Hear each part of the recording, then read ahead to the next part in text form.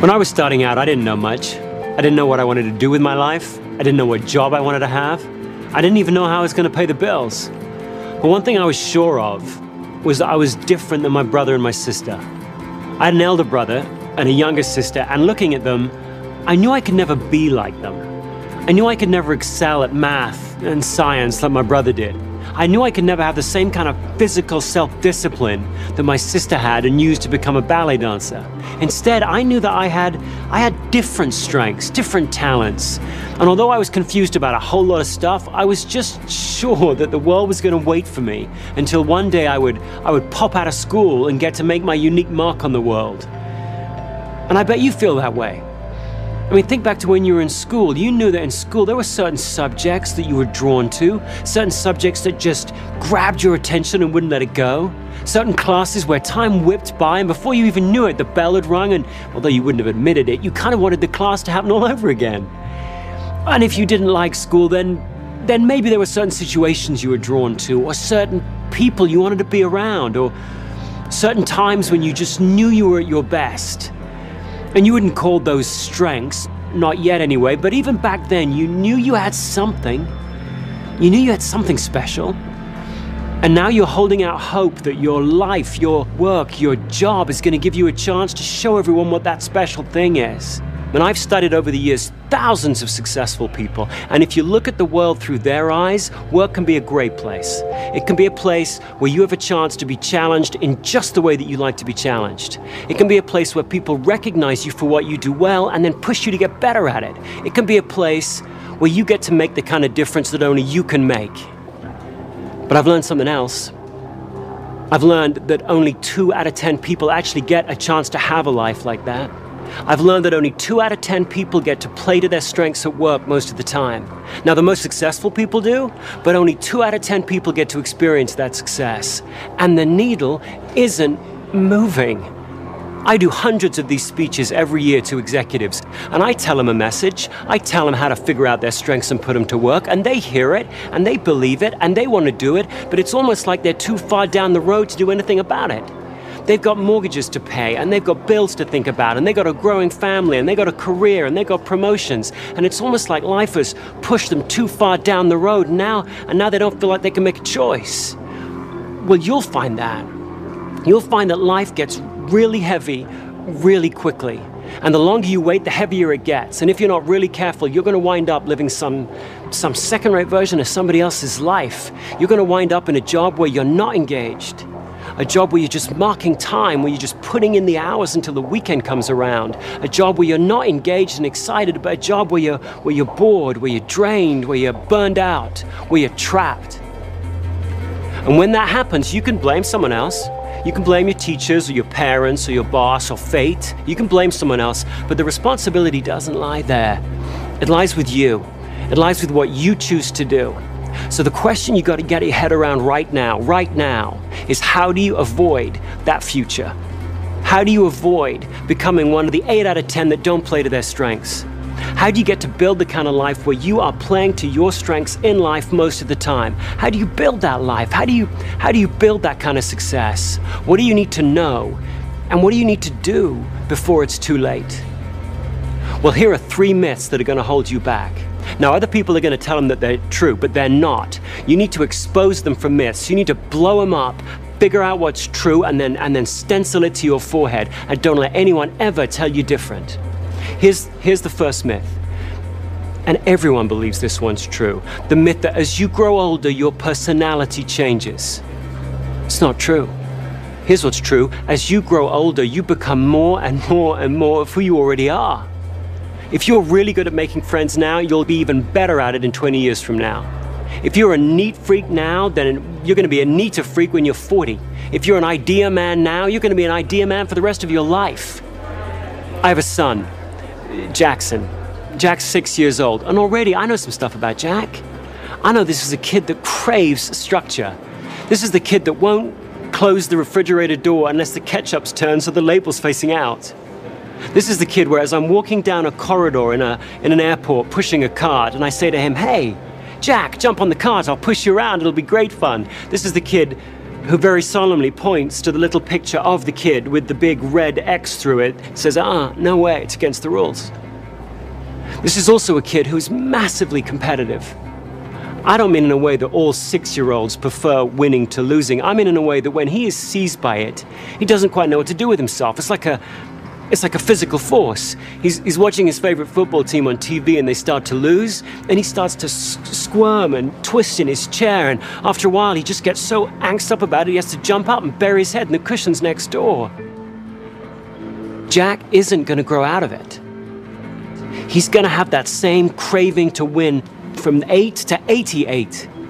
His dreams will change, his skills will change, his values will change, his beliefs will change, but the core of him, the strongest parts of his personality are going to remain the same.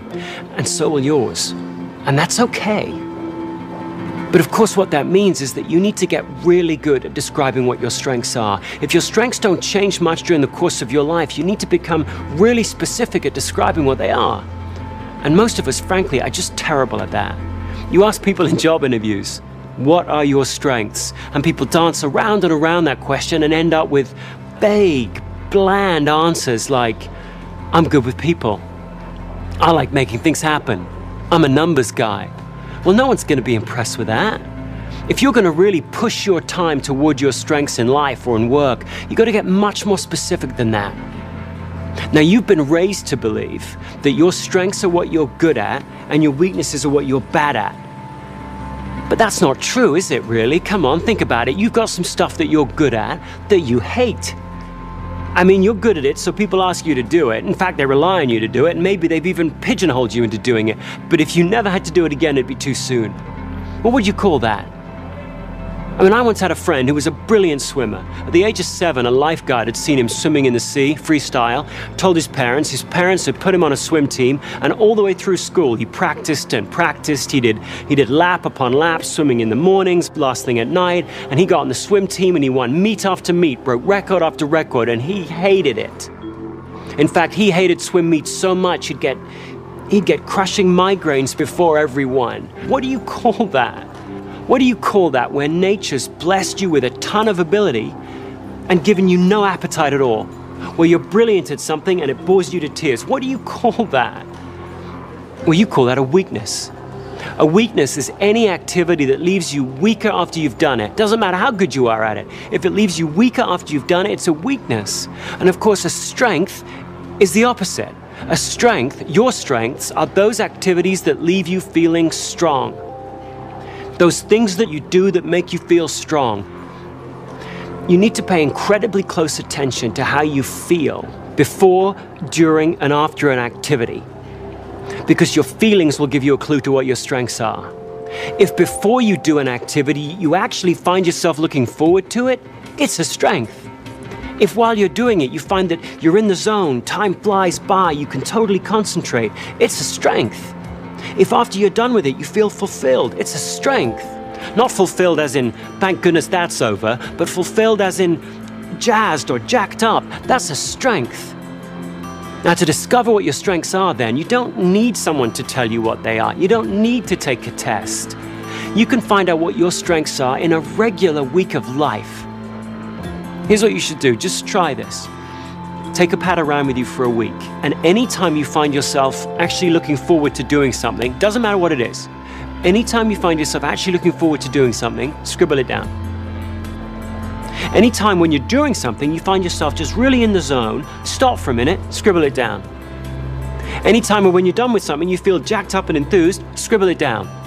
Don't wait until the end of the day. Don't wait until the end of the week and try and recreate it. You'll end up being way too vague. Do it in the moment. And don't write stuff down that other people are doing to you. Don't write down, I felt strong when my manager praised me. That's the manager doing it to you. Write down stuff you're doing. Don't judge it, just write it down. Verbs, stuff you're doing. I felt strong when I helped my mom understand that point I was trying to make. I felt strong when I cleaned up my room. I felt strong when I was retiling the bathroom. Doesn't really matter what it was. Just write it down. If you feel strong before, during, and after it, scribble it down. And then at the end of the week, what you'll find is you'll have a long list of activities. Well, scan that list and pick the 3 that really leap out at you. Those are your strengths. And then when people ask you about your strengths in job interviews or in the work situation, or when you're trying to think about what you're going to do with your life, look at those 3 activities, talk about those 3 activities. Use phrases like, I'm at my best when, or I feel strong when, and then describe exactly what you wrote down. Be specific, be vivid. Now, other people are going to try and tell you that they know your strengths better than you do. Your parents, your teachers, your managers, but they don't. They may know how to judge your performance better than you, but you know better than anyone else what intrigues you and what doesn't, what you're really interested in and what bores you, what strengthens you and what weakens you. You know that better than anyone else, and those are your true strengths. So learn how to describe them, own them, because those strengths are going to be what drives your performance. Now, the second myth that people are going to try and drag you off course with, and gosh, everyone believes this one, is they'll tell you, look, if you want to grow, if you want to get ahead in life, if you want to get promoted, you can't rely on your strengths. In fact, you've got to figure out what you're not good at and really work at getting better at it. And this starts really early in school, doesn't it? You came back home with 2 A's, a C, and an F, and everyone, your parents, your teachers, they focused on the F, didn't they? You were really good at English and bad at maths, and you got remedial maths. And this continues at work. It will. You'll go to your first performance review, and it'll be 2 minutes on what you did well, and then they'll really drill down into what you need to work on. And what you'll need to work on are your weaknesses. If you're not careful, your whole career is going to be one long remedial math class. Now, the point here isn't that you can ignore your weaknesses at work. You can't do that any more than you can ignore the F in school. The point is that you shouldn't be working on your weaknesses. You're not going to grow most in the areas where you're weakest. You should be working on your strengths. That's one of the truths that's so important for you to remember. You're going to grow most, learn the most, develop the most, be challenged the most, bounce back fastest when you're working on your strengths. If you want to know a truth, know this one. Always be working on your strengths. If you want to succeed in life, you've got to deliberately push your time toward where you have some unfair advantage over everybody else. That means each week, you ought to have a strong, weak plan. Each week, you got to have a strong, weak plan. That's not complicated. That just means that each week, you're going to have 2 things, just 2 things you're going to do each week to push your time toward your strengths and away from your weaknesses. Just 2 things you're going to do every week for the rest of your life. Think about the most successful people you know. Just for a minute, just think about the most effective people you know. Just get them in mind. Just visualize them. Don't they seem to spend an awful lot of time doing activities that really jazz them, that energize them? And you look at them and you go, you lucky devil. You lucky devil. How'd you find a job like that? How'd you find a life like that? How'd you find a job that fit you so perfectly? But of course, they didn't find it, did they? They built it. Each week, every week, they deliberately pushed their time toward those things that energized them and away from those that didn't. Each week, they pushed and pushed until gradually they tilted the floor and tilted the floor until the best of their job became most of their job. Well, you should do the same. Each week, volunteer your strengths to your team in some way. Each week, show your team how your strengths can help the team achieve its goals. Each week, deliberately learn some new skill, some new technique, some new trick that will help you put your strengths to work. And then slowly, gradually, each week, you'll rewrite your job description under your boss's nose, and he'll or she'll love you for it. Because then you'll win. Now, some people will tell you not to do that. They'll say, look, the team needs more from you than just playing to your strengths. You can't just play to your strengths, they'll say. The team needs you to put your strengths aside and do whatever it takes to help the team. There's no I in team, they'll tell you. They're wrong. That's actually the last myth that might be holding you back. The myth that the best teams have a bunch of well-rounded people all playing every role equally well. Well, they aren't like that, are they? You look at the best teams. You think about the best teams. They're not made up of a bunch of people all playing every role. They're made up of a bunch of people who have figured out what their strengths are, and then they've surrounded themselves with people who are strong where they're weak. So the team has become well-rounded precisely because each individual in it isn't. Well, if you want to become a great team player, you've got to do the same. You've got to partner with people who are strong where you're weak.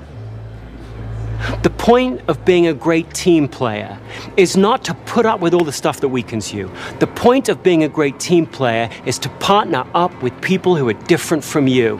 What we, your teammates, what we need from you is we need to know, where are your shoulders broadest? Where can we rely on you the most? When the pressure's really on, where can we count on you the most? When the pressure's really on, what plays can you run? And you need to know the same from us so that we can partner up and get stronger together. Now, to be that kind of team player, the kind of person who knows their strengths, knows their weaknesses, and can stand up for both, that takes a lot of courage. That takes a lot of honesty. Warren Buffett, second richest man in the world, he knows a fair bit about that kind of honesty, that kind of courage. Recently, he did something really strange, didn't he? He gave away $31 billion to the Bill and Melinda Gates Foundation. And he held a press conference to try and explain why he would do such a thing, where somebody said, hey, why'd you give all your money to somebody else's charity? And he gave two answers. One of them predictable, the other one just odd.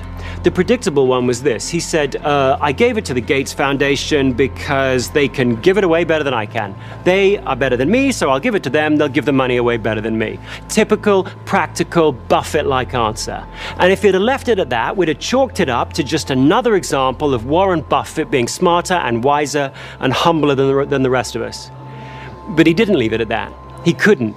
In the Buffett equivalent of Jack jumping up from the sofa, he couldn't help himself. He went on and he said, besides, charity's no fun for me. Who says that? I mean, some of us may occasionally think that, but who says charity's no fun for me? Imagine the kind of courage and self-assurance it takes to stand up in front of the world and go, you know what? That's not me. In work, that would be like you saying, you know what? I don't want to be a manager. I don't like being responsible for other people's work. When everyone's telling you that to get ahead, you should want that you should want that job, that you should want to be promoted, it takes a strong person to be able to stand up and go, you know what? That's just not me. Now, when Warren Buffett said that, he wasn't trying to hand off all the rotten jobs off to somebody else. He wasn't saying that charity is stupid work. He wasn't disrespecting the goals of charity. He was saying something much wiser, much smarter, wasn't he? He was saying, look, I so respect the goals of charity, they can't be entrusted to a guy like me. Well, if you're going to be a great team player, you've got to have that kind of courage. You've got to have that kind of honesty. You've got to be able to take a stand for your strengths and then fess up to your weaknesses. And then surround yourself with people who are strengthened by the very things that weaken you. Then and only then are you going to achieve the kind of success that you always knew you could achieve. Now, I'm not saying this is going to be easy. It's not going to be easy to stay on your strengths path. Not least because other people, well-meaning people like your manager or your parents or whoever, are going to try and drag you off it.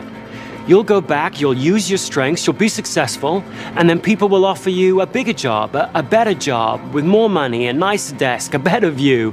And some of those jobs you should take, but some of them you shouldn't, because they don't allow you to play to your strengths. And if you're not really careful, you're going to wind up over-promoted in a job that you shouldn't have. Well, the only person who has to stay clear-headed enough to figure out which doors to march through and which doors to slam shut is you. And I'm not saying this journey is without risk either. The whole strengths journey that you should be on for your life, there's risk to that. There's risk that one day you're going to go back and go all out with all of your strengths and not win. Like my son Jack will take all of his competitiveness, just really go all out with it and not outperform a competitor. That's a bitter pill to swallow, that is. Or maybe there's a risk that you'll go back and you'll say to your manager, I'm weakened by confrontation. And she'll go, like I care? You're trying to just hand off all the rotten stuff off to some other person. So yeah, there's risk that you'll be misunderstood. But a writer, Anais Nin, had a great line on risk. She said this, she said, and the day came when the risk it took to remain all tight in the bud became greater than the risk it took to blossom. There's risks to blossoming. There's risks to betting your life, your career, your success, your satisfaction on your strengths.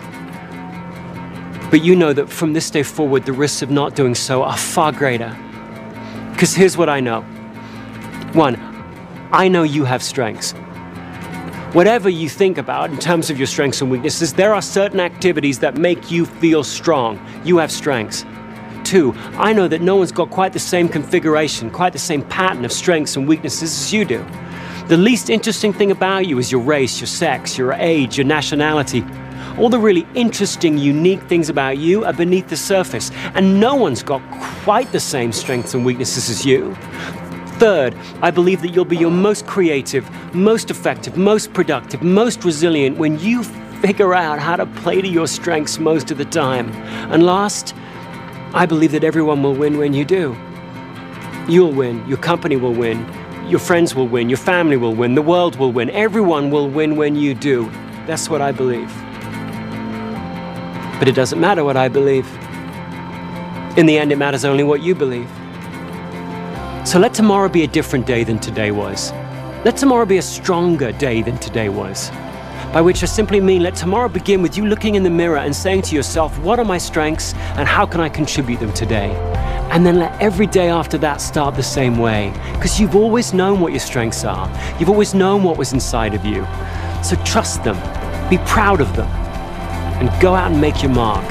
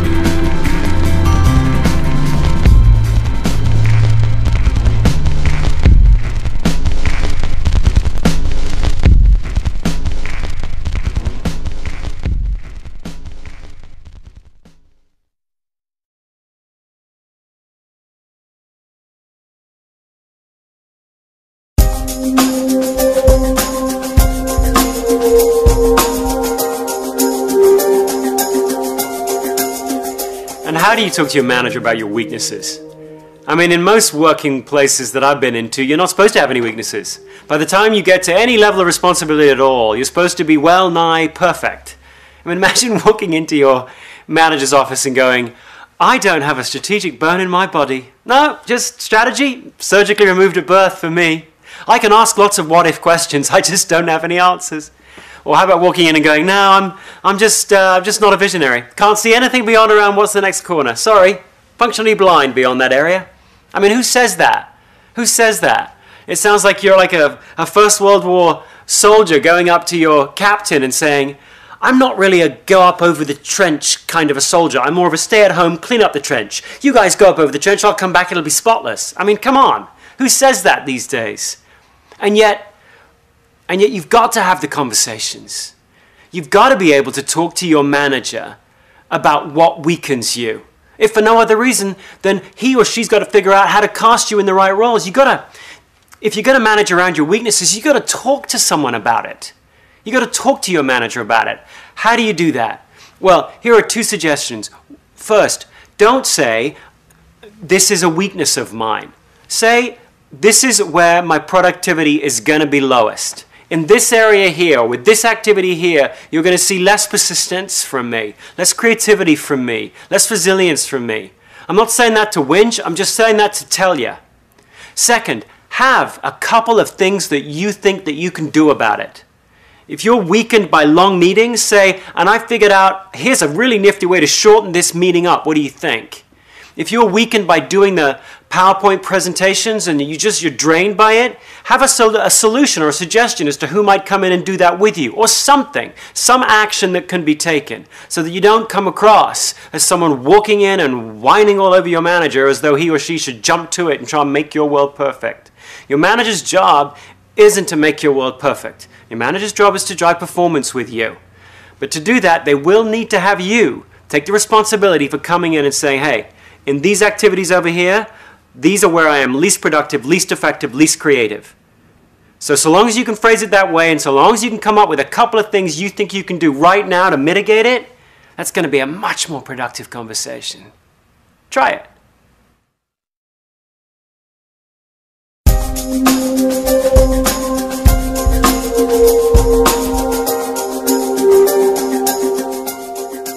There was a great Broadway musical a couple of years ago called I Love You, You're Perfect, Now Change, which is pretty funny on the Broadway stage, but it's often something that we feel about our colleagues or our employees or our spouse or our family members for that matter. I love you, you're perfect, now change. And it raises the question, how much of a person can you change after you've hired them? How much of a person can you change when you're working with them? Which parts of you are changeable over the course of your life, and which parts aren't? That's knowable. There's an answer to that question. The answer is that we can change your skills and your knowledge, but we can't change your talents.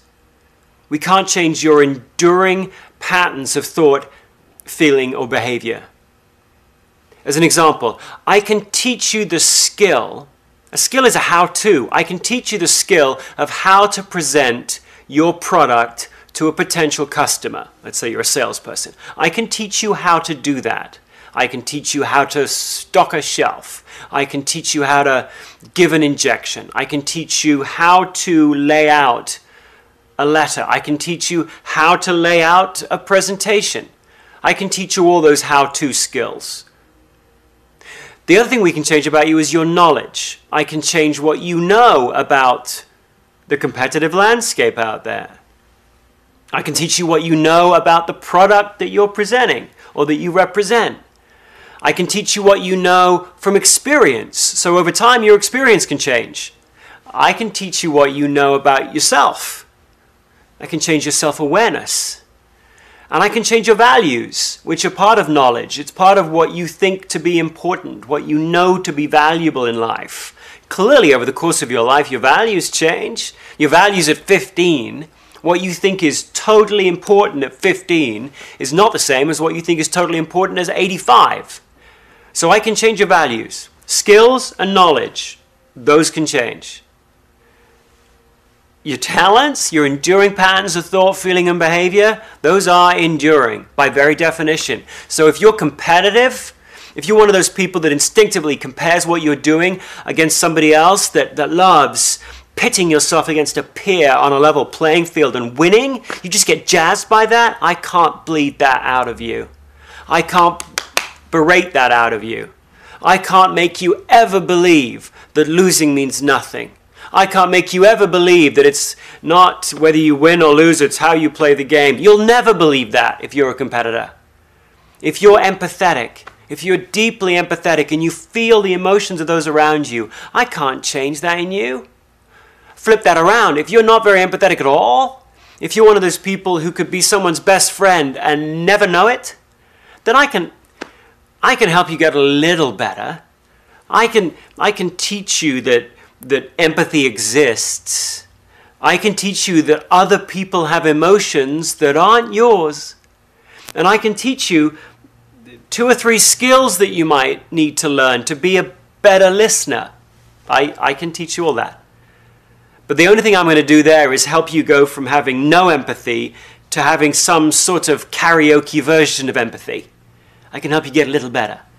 But in terms of those deep, recurring patterns of who you are, how empathetic you are, how focused you are, how competitive you are, how strong your need for achievement is, how driving your craving for significance is, how altruistic you are, I can't change those about you. Those are recognizable to you and your friends in the schoolyard, and they'll be recognizable by your grandkids when you're 85 years old. Those are the enduring parts of who you are. You need to trust them, own them, honor them, and then figure out a way to combine them with skills and knowledge, and so make a real impact in the world.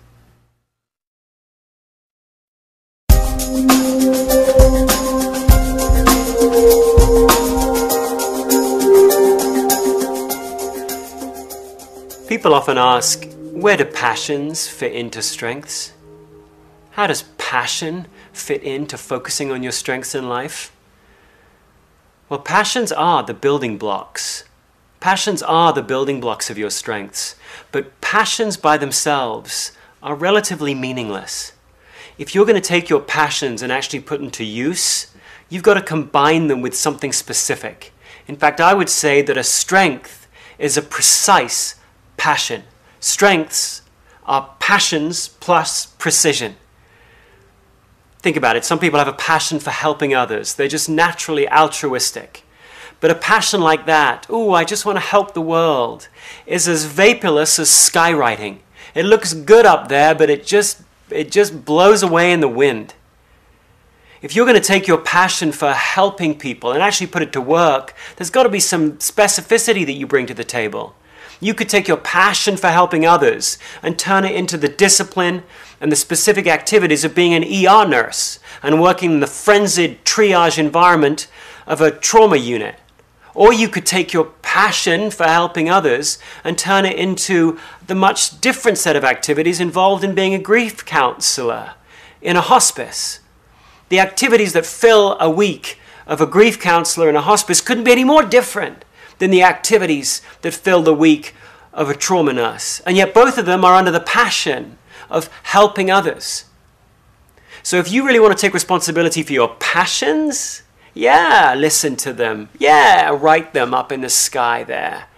But then over the course of your life, it's your responsibility to bring them down to earth and put some specificity, some specific actions, some specific activities to those passions of yours.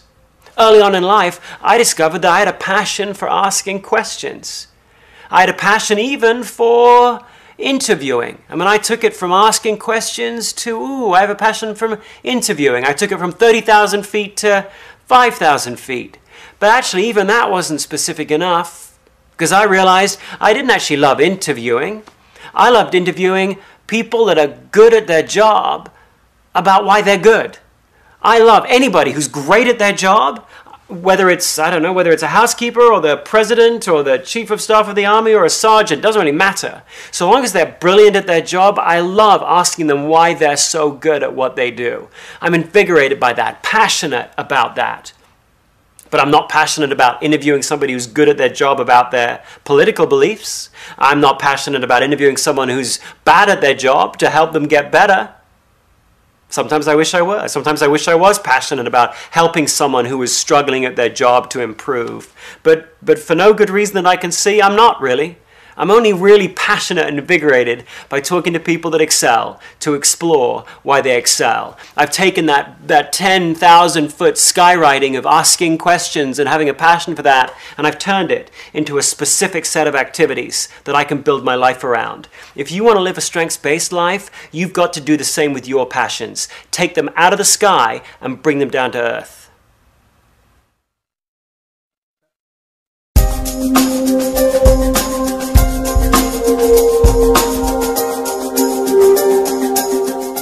I once worked with this guy that just bugged me. I didn't want him to bug me. I wanted to like him, but he just bugged me. Let's call him one-upmanship guy, because he was that guy who always had to have one thing better than you. If you had an idea, he'd have one better. If you had some client success, his success would be just that much bigger. He was the guy where if you said you'd climb Mount Everest, he said he'd climb to the moon. He was that guy, just always one thing better than you. And I wanted to like him, but I would look at him and I would go, I mean, I wouldn't say this out loud, but I would think to myself, you deplete me. You deplete me. Every time I think about going to a meeting with this guy, I would think I'd be walking in like this, and I'd find myself just almost physically not wanting to go into the room with him, not wanting to sit across the table with him. What do you do when the people you work with weaken you? Well, here are 4 strategies you might want to think of. First, stop being around them. I know, sometimes you can't avoid them, but you can probably do something to avoid being around them. And sometimes a legitimate strategy to use for a bad relationship is to get out of it. So can you, first of all, stop being in situations where you're in close proximity with that person? Second, can you team up with someone that softens his rough edges? with this chap, with one-upmanship chap, there was a third person who we often used to work around who was really inquisitive. And whenever one-upmanship guy would say, hey, I've just done X, Y, or Z, rather than having my reaction, which was to get all kind of get my back up and my bristles up, this person would go, ooh, tell me about that. Ooh, tell me more about that. They were just naturally intrigued by what this person had just said. And actually, by hearing one-upmanship guy describe his new brilliant idea, I became kind of intrigued by one-upmanship guy's brilliant idea. This third person somehow made one-upmanship guy feel a little less annoying. Actually, he began to look rather smart to me. Sometimes that works, doesn't it? You bring a third person in, it changes the dynamic. Third, try this. Offer up one of your strengths and see whether or not you can drag him into a place where he ceases to bug you quite as much as he did before. With one-upmanship guy, I'm a guy who's conceptual. I love ideas. So after a while, I would just keep bringing him more ideas and seeing where he would take them. I almost took it as a little competition with myself to keep seeing, in every meeting I was with him, could he really one-up every new idea, every new initiative, every new thought, every new action I could bring to the meeting. So in a weird way, he was motivating to me to keep offering up my idea strength, my innovation strength, my conceptual strength, and just see what he did with it. And frankly, sometimes he had some pretty darn good ways to take an idea of mine and take it up to a new level. Finally, try shifting your perspective on this person that weakens you. Can you begin to look at them through the lens of their strengths? Every single one of us probably rubs somebody the wrong way. And you could choose to look at somebody through what they don't bring.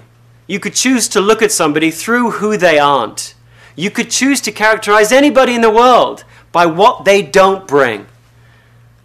Well, perhaps the problem wasn't one-upmanship guy's problem. Perhaps it was my problem. Perhaps I was looking at him as someone who was trying to compete with me, and all he was doing was trying to bring new ideas to the table. Perhaps I shouldn't have looked at that as a direct conflict or competition with me. Perhaps really I should have looked at that behavior as him never being satisfied. Maybe he was the kind of guy who always was looking for some better way, some new configuration, something as yet unthought of. And therefore, maybe he was an awesome catalyst for me and the rest of the team. I did try that with him, and frankly, it worked like a charm for many years. What began as my problem, he weakened me, I changed my perception, and suddenly I saw him in a totally different light. I'm not saying that will work with you every time. To go back to the original S, sometimes you do have to stop being around people. But there are other strategies you can try before you just opt out of the relationship and blame the other person.